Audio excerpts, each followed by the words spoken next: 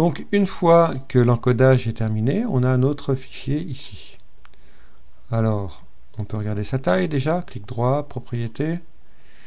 Donc il fait 69 mégas, ce qui est relativement importante, mais on a gardé une qualité standard. Donc si on le double-clique, on va l'ouvrir directement avec Videolan. Alors, qu'est-ce qu'on va avoir au niveau des sous-titrages? Eh bien, on va retrouver nos deux chapitres, nos deux sous-titres, pardon, français et anglais, avec le français qui est bien coché par défaut. On a la possibilité de changer pour l'anglais. Ok, anglais. La qualité est tout à fait acceptable.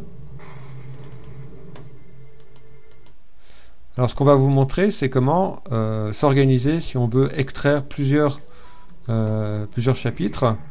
Ça peut être pratique de simplement indiquer au logiciel d'abord ce qu'on souhaite extraire et qu'il le fasse pour nous ensuite. Donc si on revient sur notre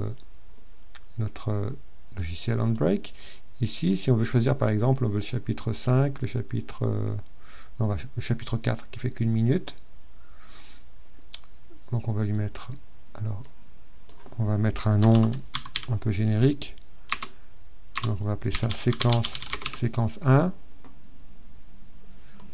Alors à nouveau sur le sous-titrage 1, il faut regarder ce qu'on veut mettre. On va mettre que français par exemple. Voilà, par défaut. Donc là je mets rien exprès hein, parce que c'est pas l'objet. Donc là ce qu'on va faire au lieu de démarrer, on va faire ajouter à la queue. Maintenant on choisit un autre chapitre, celui-ci. On va appeler ça séquence 2. Sous-titrage, on va mettre aussi français qu'on va ajouter par défaut. Et on va l'ajouter à la queue. Ensuite, on va choisir un dernier.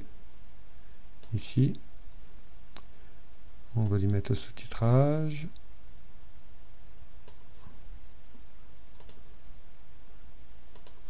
Qu'on va appeler séquence 3.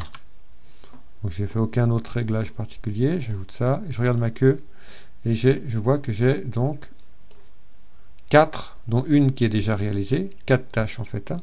Celle-ci je peux fermer, ça sert à rien. Et là je fais démarrer, donc là il va faire ces 4 séquences d'extraction, il va les faire les unes après les autres. Ça devrait être assez rapide puisqu'elles sont courtes. Hein. Donc on voit ici. Donc on peut voir les réglages qu'on a choisis, donc c'est pas forcément très explicite. Mais bon, ça permet de vérifier au moins le nom, les réglages qu'on a choisis. Donc là il a fini la première, donc elle est ici, j'ai déjà un aperçu, et il va démarrer immédiatement en suivant la deuxième. Donc de cette façon, on peut lancer un processus qui peut prendre peut-être plus d'une heure, hein, si on choisit une qualité importante, une qualité plus élevée, et on peut laisser l'ordinateur effectuer la tâche.